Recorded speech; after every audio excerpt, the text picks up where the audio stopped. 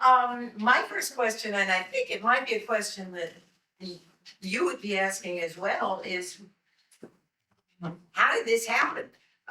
What drew you to Casa Verde? I mean, did you go there or did you hear about it? And then how did you decide from that how it would make a great movie? So, Yes.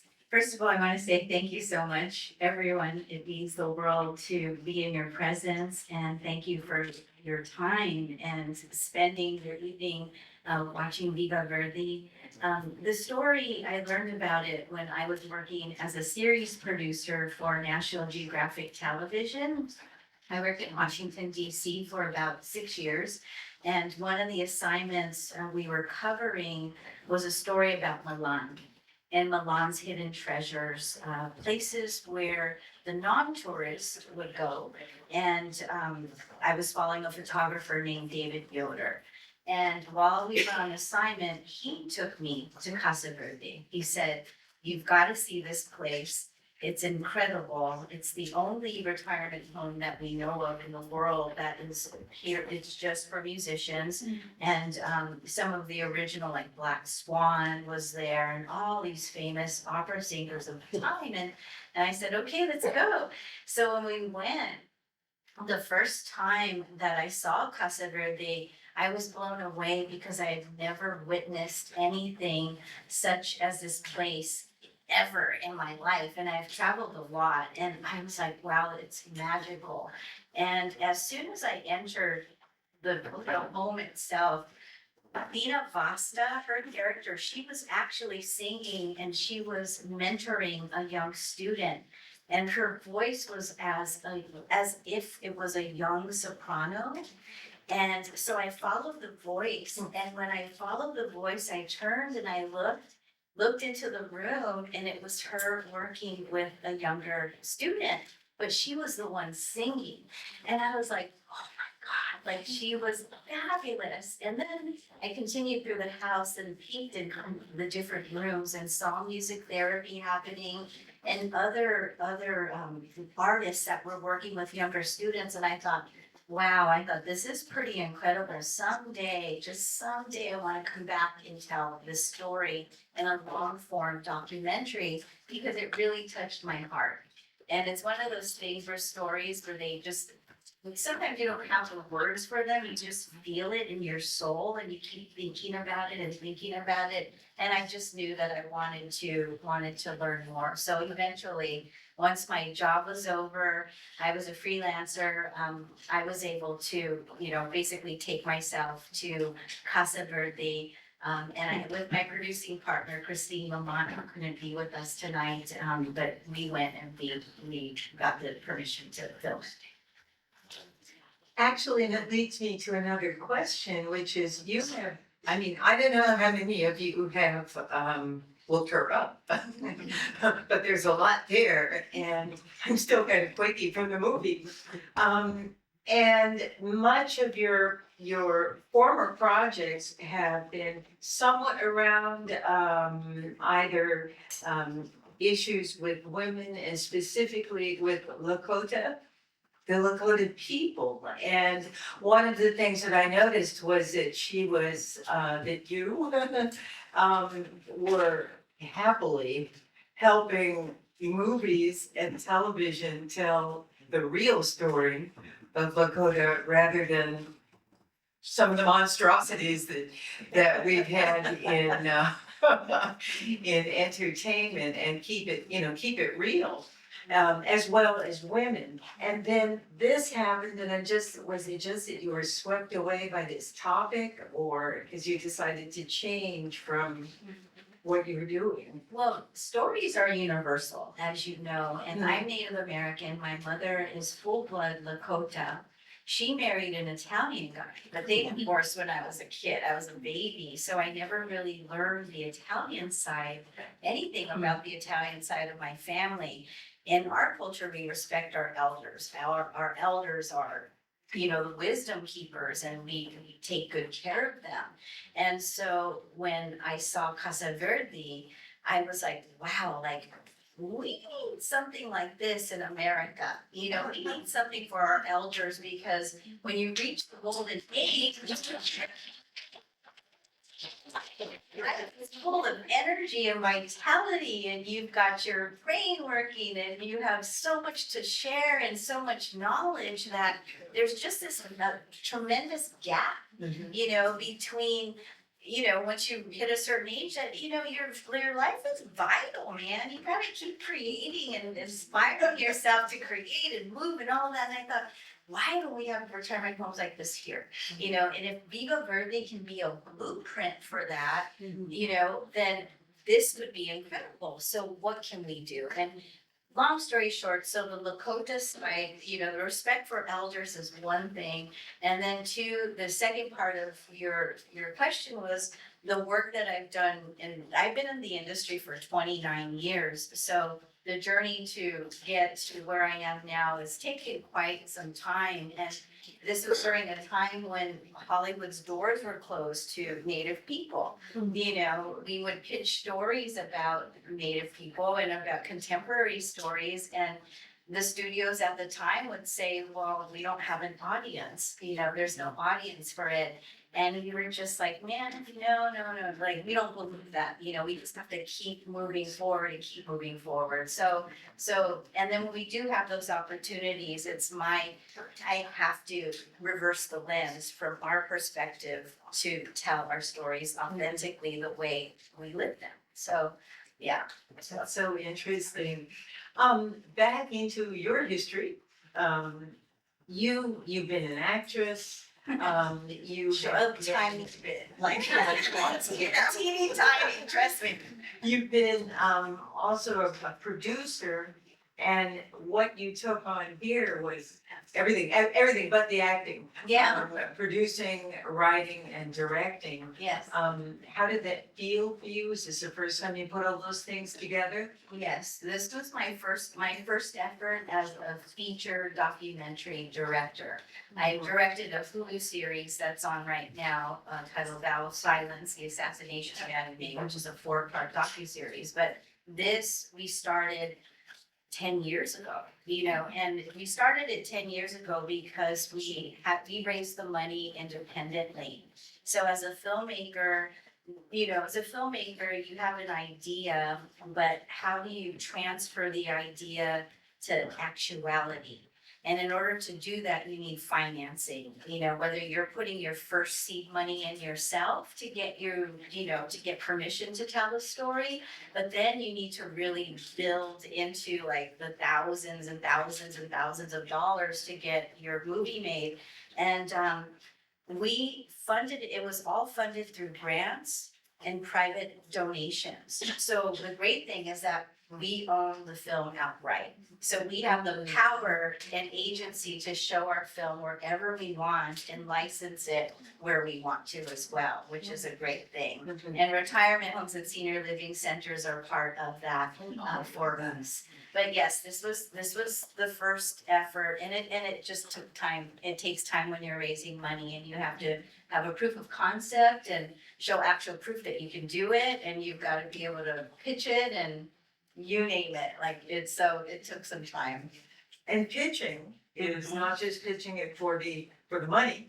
How was CASA? Were they receptive to this? Did you have to, They were really receptive the first time. So after my assignment at National Geographic, when I was a freelancer again, when I contacted my producing partner, I said, let's go to Milan and ask permission to do this because, and she was somebody who loved opera and also had worked in Italy as well. So we just went and we asked permission, and they said, sure.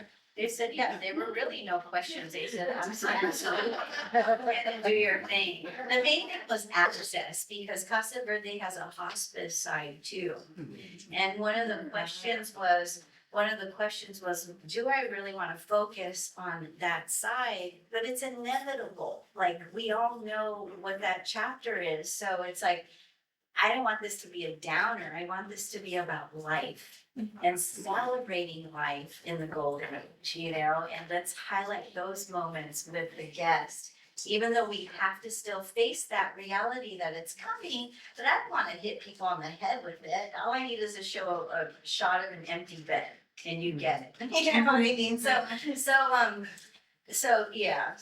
they were really nice. They just said, you know, and plus they didn't want us to even show to the site either, so. Mhm.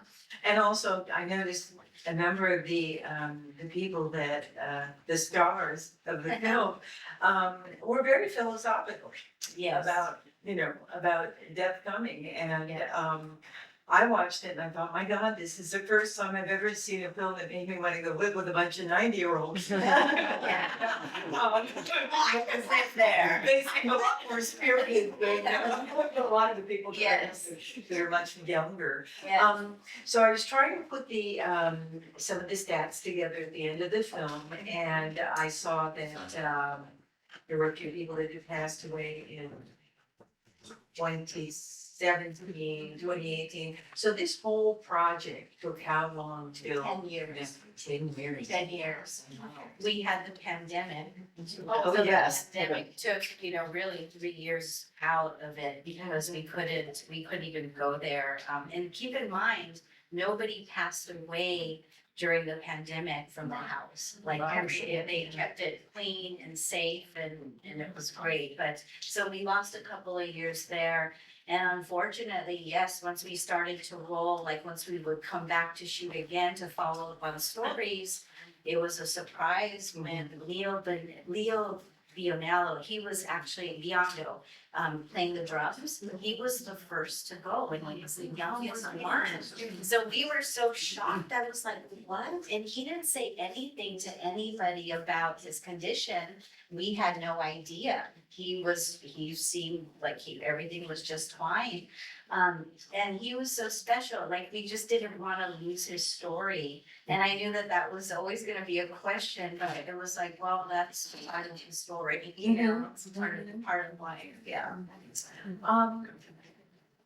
Aspirations again, what do you want from this film? What do you hope the film will accomplish? What do you hope is happening with all the people in here and their fans, you know, what do you?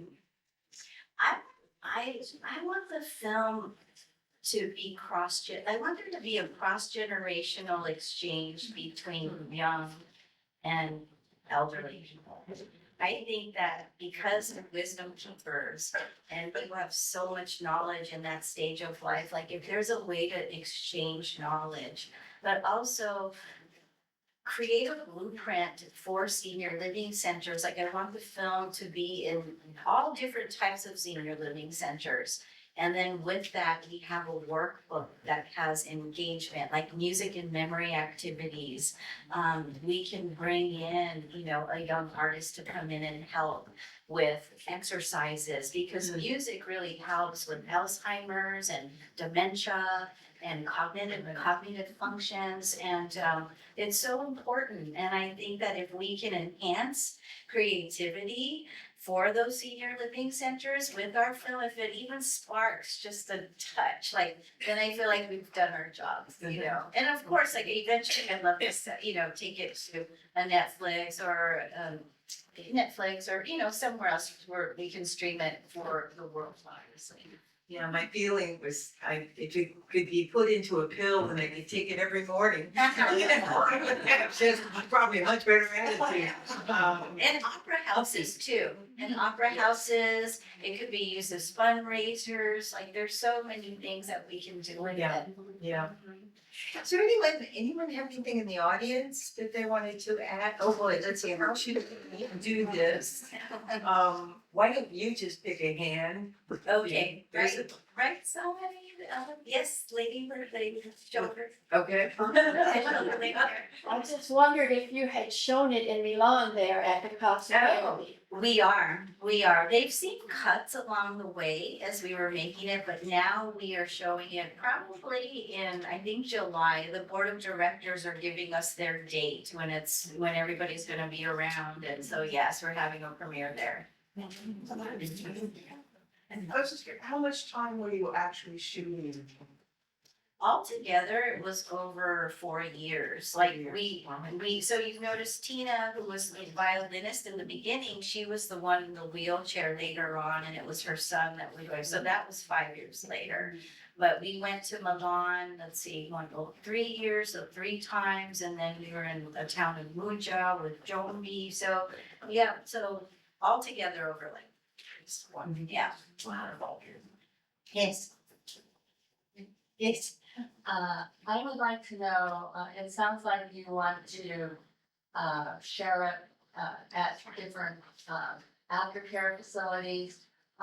You being a, Native American and film director and producer and actress, what do you foresee, in terms of sharing this film with the tribes?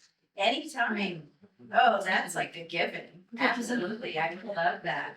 I would love that. Yeah. And we will show the film everywhere. Everybody wants to see it. And Keith, I just wanted to say something too. Like we have different resolutions of the film too. And so like this one was a smaller resolution. Just so you know, so if you saw artifacting in there, so that's why, but just, I had to say that because I was like. Only a film. Any other, yeah. So for those of us inspired by the blueprint, I'm curious, how is CASCADIA itself funded? Is it through the various state? Is it government? Is it a combination? Because if we were to do that here, we would have to find the funding, and I'm curious how they do it in New Yes, so the home was funded with Verdi's opera royalties. So his opera royalties are what funded it initially. But he also was he owned a tremendous amount of land all over like Milan and in Parma. So he invested. And so his foundation or estate still owns, all of that land. So with the proceeds from the leases and the rent, that also goes to help pay for the house. And then there's benefactors and some sponsors. And then the residents who get to stay there, it's on a sliding scale. It's not based on any income level. You just have to be a professional musician. That's it. You have to prove that you're a professional musician, apply for it, and then they determine what you pay.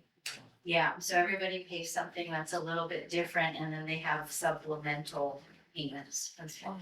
There had been a model for this in America, and I don't know if it's still going, but way back in the 60s, during the British invasion, a number of British rock stars, Mick Jagger being one, and a couple of members from Cream, got together and started something like this, which was for the old, very old at that point, and surviving black blues performers who basically got squat from their songs. They didn't know the business, and they were in pretty dire straits. And so I know that there was a home, I believe it was outside of Atlanta, but I'm not sure. I hope that that's still going.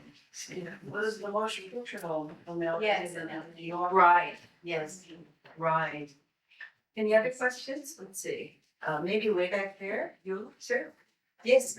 What was it like being with those characters, those people? That seems so natural in the film. Was it like that while you were shooting? Yes. Yes. Are you kidding me?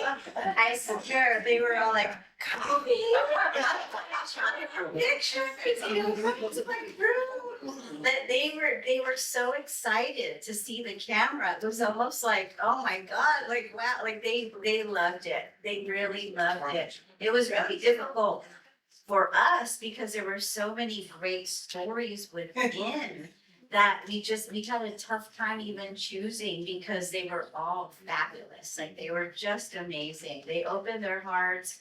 They trusted us. They were just so welcoming. It was really amazing. Yeah.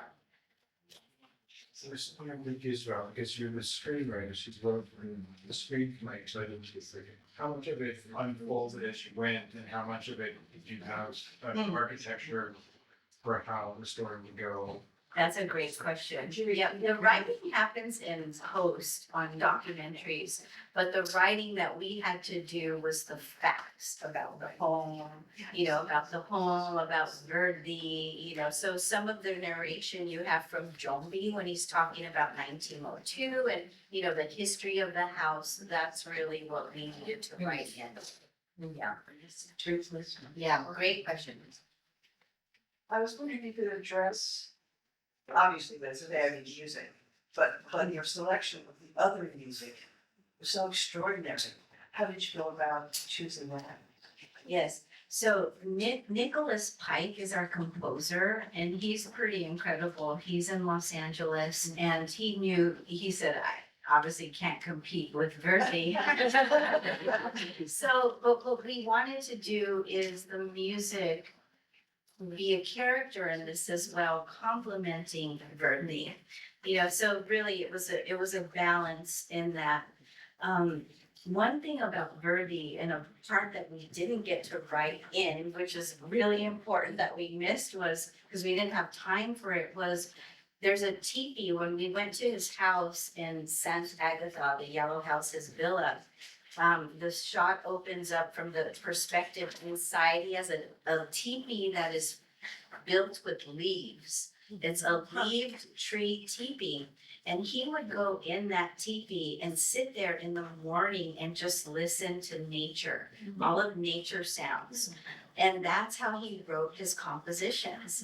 And so the birds that are tweeting, like all of that, that's all in some of his famous works, like Aida and Rigoletto, and it's really amazing. And so when we go into his room, you see there's a desk right next to his bed because he would wake up in the middle of the night and he would also compose and write. So that was one part where I was like, darn, I wish you would have put that in music wise, but we tried to a little bit once we show the house, the yellow house, and we're outdoors, but it was a balance.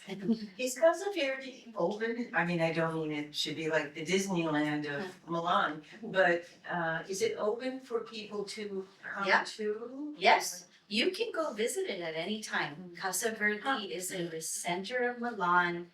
All you have to do is just check and see if you wanted a tour of it, you can, Ferdinando Donny, you'll see him, he still works there. He'll open the door and he'll take you on a tour. And you'll see, Jombi is still there. But you can go check it out anytime. Yeah, it's pretty cool. Someone in the back, let's see. All the way in the back, yes. Hi, first Yeah, off, make our way. thank you so much for coming and talking to us tonight. It's been really amazing. I was wondering, out of all the stories that you've obviously heard throughout the process of making this film, is there one that was the most powerful for you, or is your personal favorite after this?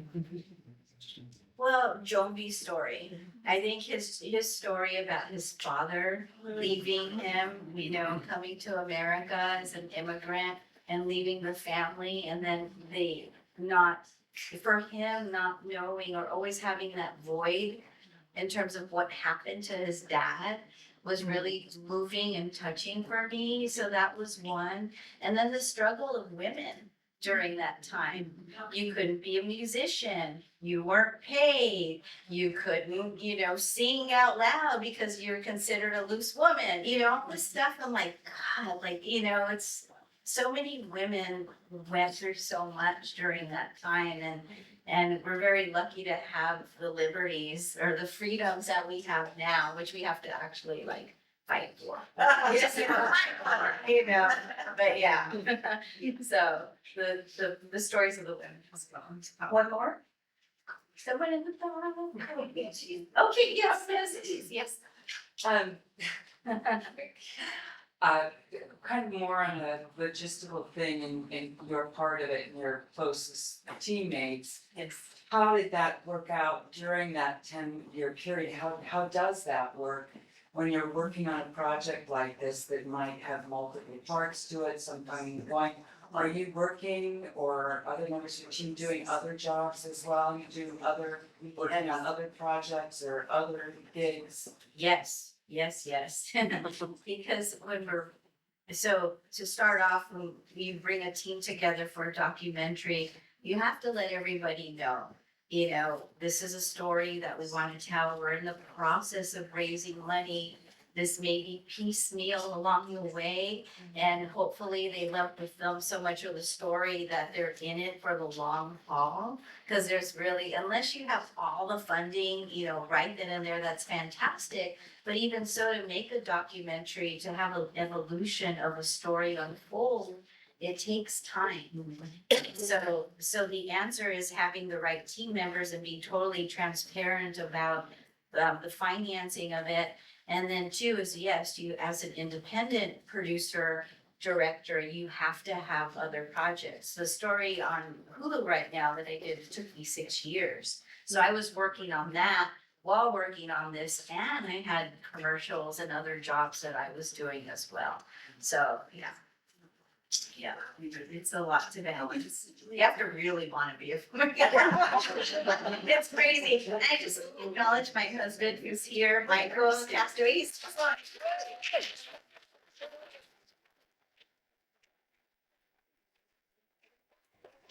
I don't know that I'd be able to do all of this, but maybe I can. But he's really like nice, strong support. I'm so sorry I have to bring this to a close, but we have to move on to our next. We're having a reception over here in the Encore room. Some of you have tickets for that, so you'll move from here over there. Yvonne will be available. You can